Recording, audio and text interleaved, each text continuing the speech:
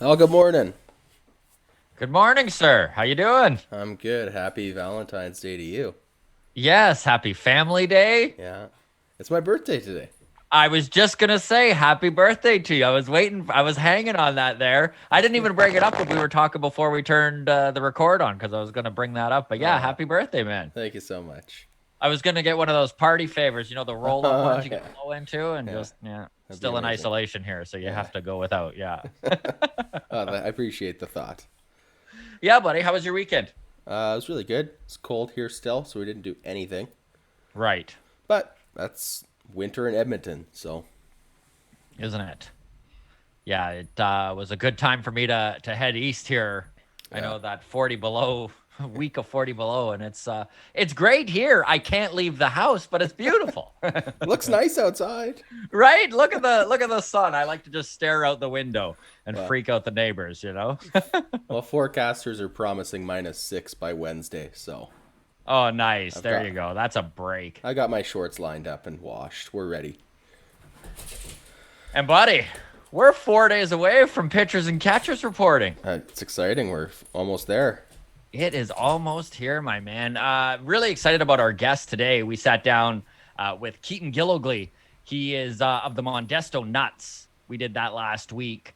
So Modesto is the single A affiliate of the Seattle Mariners, and he's the play-by-play guy for them. So we talk broadcasting, and we get into the minor leagues because he's been broadcasting minor league games for a decade now. In fact, he even has a tie with the Blue Jays where he was the play-by-play announcer for the Lansing Lugnuts back in Hmm. 2012, and he was mentioning all sorts of former Jays players that he called Kevin Pillar and Aaron Sanchez and Noah Syndergaard and all sorts of good stuff. So we had a great chat with him, and I'm excited about this week, buddy. Yes, I'm me very too. excited about this. I'm a little giddy. Yeah. So spring training starting right away here. The top 50 prospects for the Blue Jays was announced. And so I got busy and I started messaging a bunch of them. And we, for the next over spring training, are going to be talking to Blue Jays prospects, Yeah, we which is got very exciting to me. 4 or 5 of them lined up. Yeah, we've got 5 of them lined up here. So we're going to talk to Adam Kloffenstein and CJ Van Eyck. They are some of the top pitching prospects for the Blue Jays right now. Like literally, it goes Nate Pearson, Alec Manoah, and then right under them Hmm. is CJ and Kloffenstein. So that's very cool. Yeah. We talked to Will Robertson on Wednesday. He is the number 29 prospect in the Blue Jays system right now, one of the top outfield prospects. It looks like he's going to start the year with the Vancouver Canadians. And it's cool because the way they've done spring training this year is they've broken it down so to limit the bodies. Hmm. So there's going to be 75 at big league camp, and then the minor leaguers are reporting a little later and kind of doing their camp a little separately. So it's cool because we've got guys like Adam Kloffenstein, who is actually included in the big league camp. Then we've got guys like Will Robertson, who's on the minor league side. So we'll be able to pick their brains and kind of figure out what the difference is and Very how cool. each camp looks. It's Very very cool. cool. Absolutely. So we are going to talk to Keaton Gillogly in about 20 minutes. Yeah. And in the meantime, we're going to get into some of this Blue Jays stuff. Still no starting pitching adding, and I know people are starting to panic about it. I've got a take here, bud. All right, lay it on me. It's not a take a lot of Blue Jays fans are going to be particularly thrilled with. Great. Yeah, great, right? But I look at this starting pitching as is. If we don't add anybody, I don't think it's that bad. I'm not excited about it. I don't think it's going to be one of the top rotations in the league, but it's definitely not going to be one of the worst. And I definitely think that they're going to exceed expectations. That is my thought, anyways. I mean, Hyun-Jin Ryu, as long as he stays healthy, he's an ace. He's one of the best in the American League. It's Absolutely. great to have that consistency at the top of your order. Nate Pearson, again, injuries aside, if we're just talking guys staying healthy, I think he's going to take another step forward. And I think it is ridiculous to think he shouldn't be around a 3.5 to 4 ERA. I think that's totally reasonable Yeah. to expect from him. I know his innings are going to be limited. Hmm. He's probably only going to pitch 120 throughout the Right. year. This is stuff we'll worry about in June. But just to start things off, he's going to be a good number 2, I think. Robbie Ray, same thing, man, right? I really think it's more likely that he's around a 4 ERA guy than he is what he was last year, which is a 6.5 guy who couldn't find the strike zone. I hope And you're right. I know, I hope I'm right too, man. And I mean, who knows? You got to play the games before any of these takes mean anything. Yep. But even Tanner Roark, and I know this is the one that's going to bother people. Tanner Roark was awful last year. Okay, 7 ERA almost. But he has a resume, right? Like he has a body of work to go on. And that body of work says that he's about a 4 ERA guy that pitches a bunch of innings.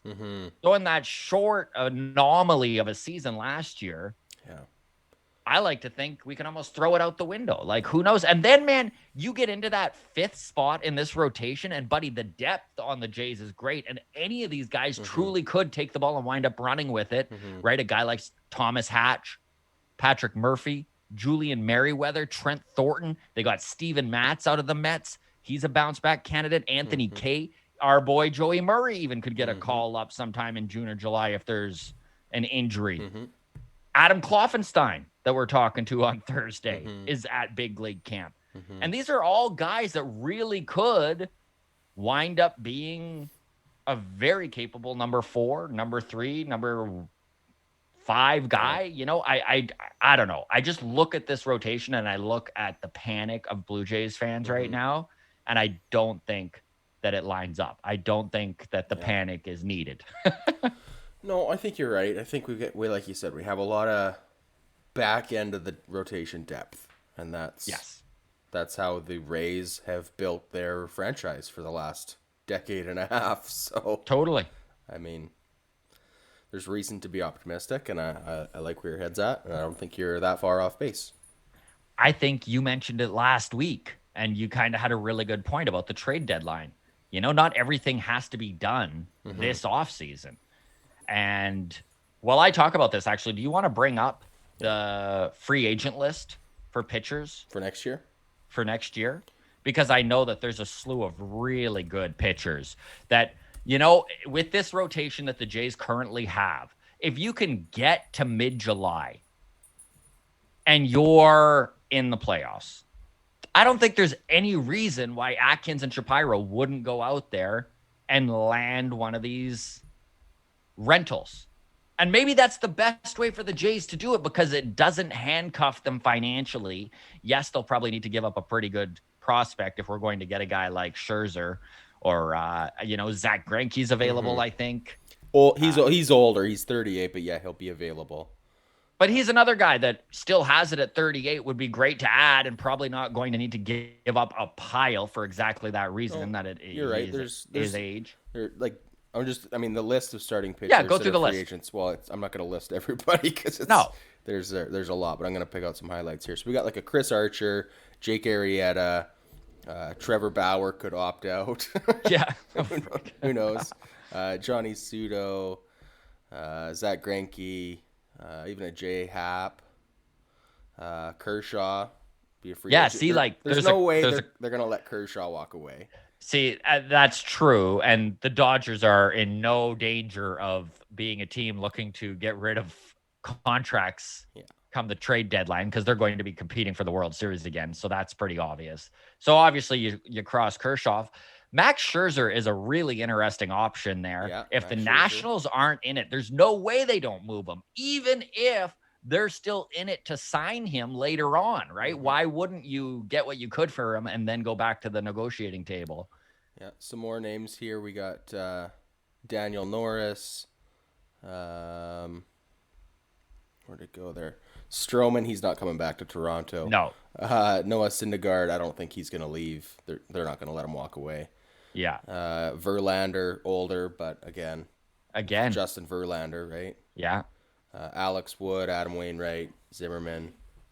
Yeah, very deep at starting. I guess what we're saying is that I just feel like there's no need for the panic that a lot of Jays fans are showing online. I mean, there is a small faction of the fan base that literally are saying things like, why did we even bother adding Simeon and Springer without starting pitching? This is all a joke. This is we're not even a playoff team. Like the most negative of negative thoughts. And that's not how it works. You pointed this out last week. That's not how baseball works. You do not build a World Series rotation in one offseason. It's not how history shows that it's been done. And starting pitching is, I think, the easiest thing to add at the deadline because just the volume of who's available and who needs it is a lot easier than saying, well, we need a third baseman, and there's only one third baseman who's even on the market, right? Exactly. So there will be all the teams out there that are not contending for playoffs that are looking to get assets back for these starting pitchers that are free agents. So there is going to be the opportunity to bolster this rotation come July. Yeah. And I think that's what's going to happen. I mean, I even look at this rotation, dude, and I have a question for you. If they add Taijuan Walker, how much better are they? If we add Taijuan Walker and he pans out, I mean, he was good, not great last year. Yeah, he played really well with the Jays. Yes. But if you look at his full year, it was lacking, and he's been an injury-prone guy. I don't know, man. I mean, he would slot into the number 2, I guess. Yeah. Which takes some pressure off of Nate Pearson, who's now our number 3. And then from there, you just go, well, it's a guy that can help eat innings, right? I don't think they add anybody unless they can get a guy like Walker for a 1-year deal at below value, right? Yeah, like, absolutely. And this could happen, man. This very well could happen because we mentioned it off the top of the show. There's 4 days until pitchers and catchers report. And there's still a lot of free agents out there. And if I'm a free agent and I'm looking at the MLBPA and the MLB and the relations there and the fact that 2022 might not happen or there might be a lockout or some sort of strike that, again, affects your pay. Yep.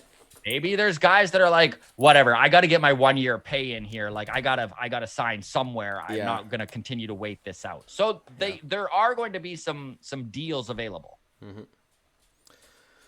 We'll see. As it stands, I think you're right. I don't think we're in that big of trouble.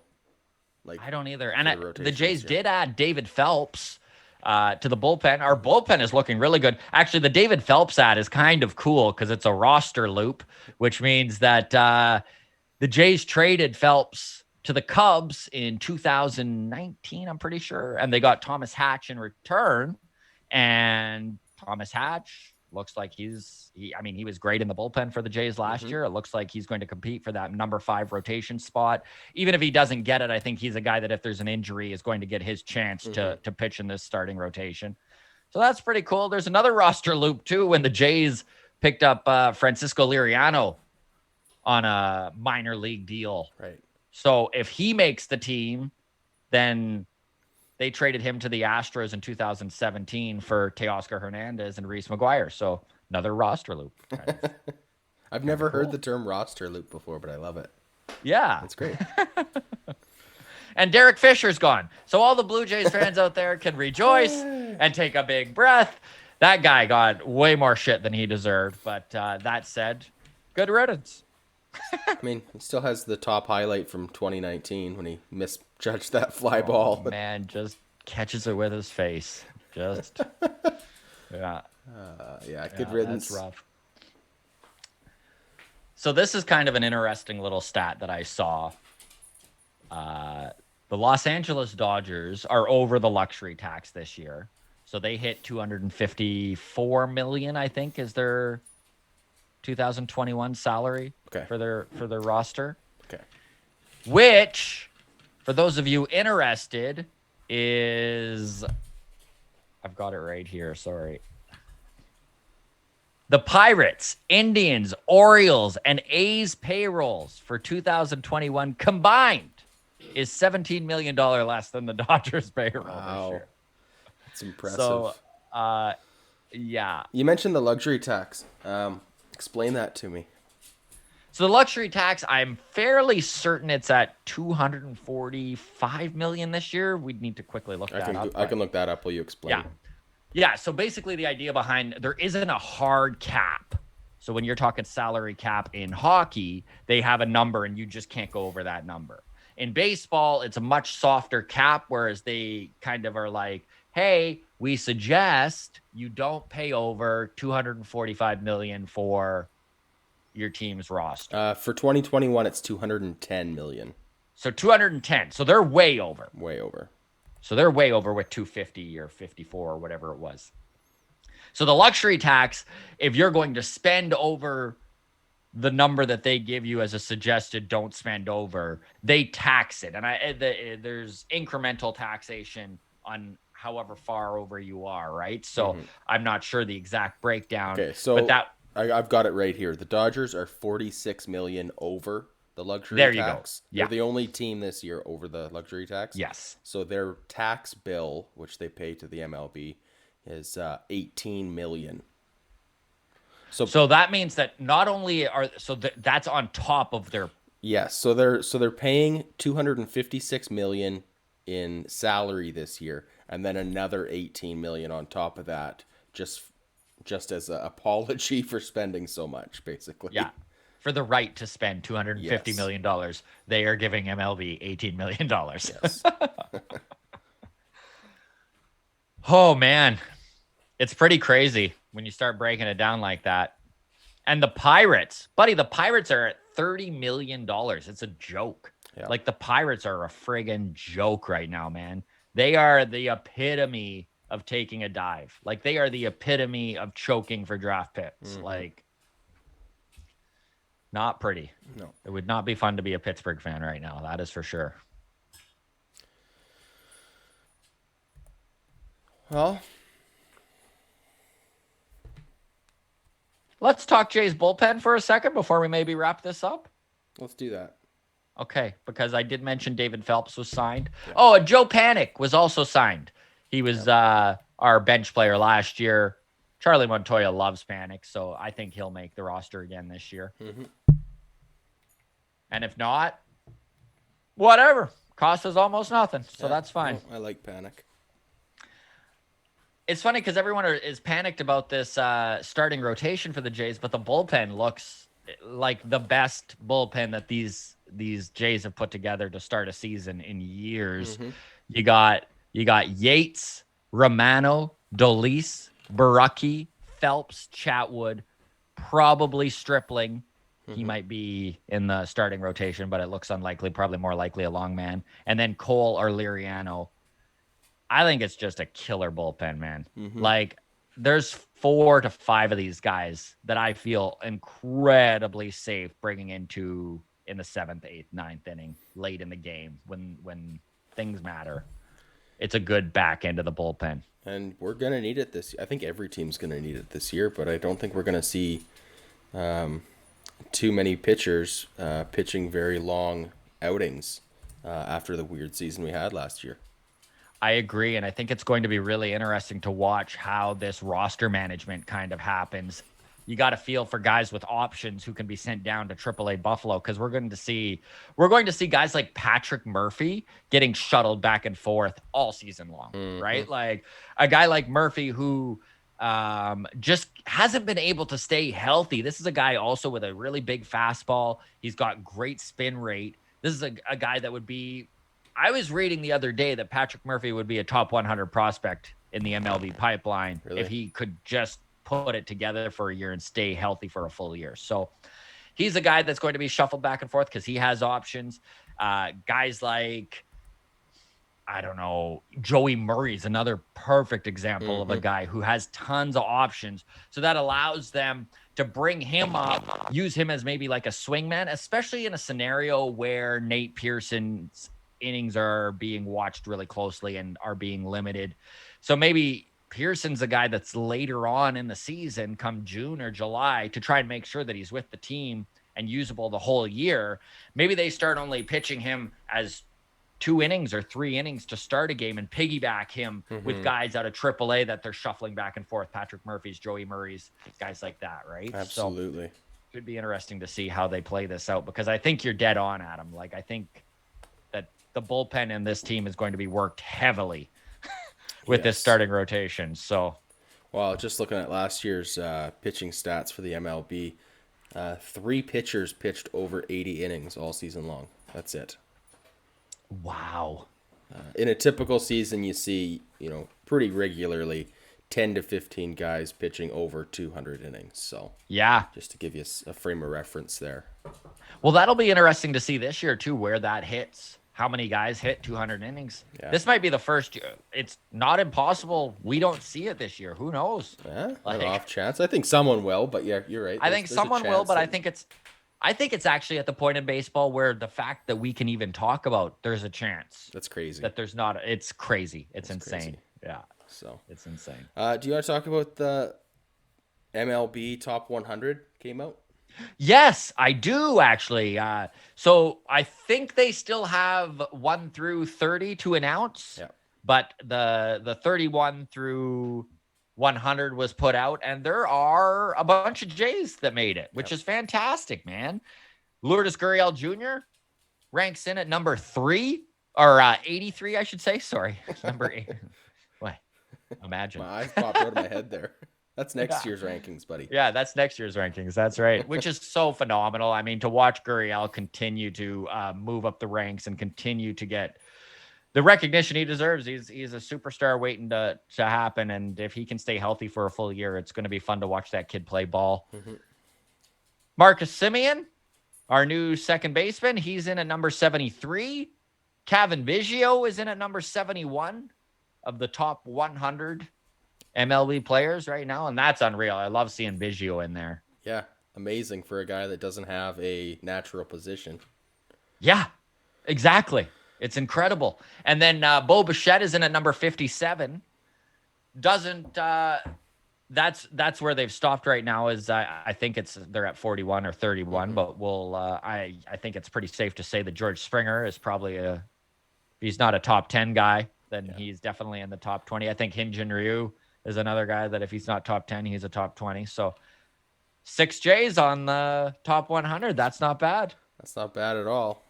Not bad at all. I probably should have looked this up before right now, but it would almost be interesting to go back to 2019 and see how many Toronto Blue Jays were in the top 100. I don't know. Yeah, no, I can't imagine we would have very many. Ryu would be there, and that's probably it. Yeah, well, I mean, 2019 Ryu wasn't even there, so yeah.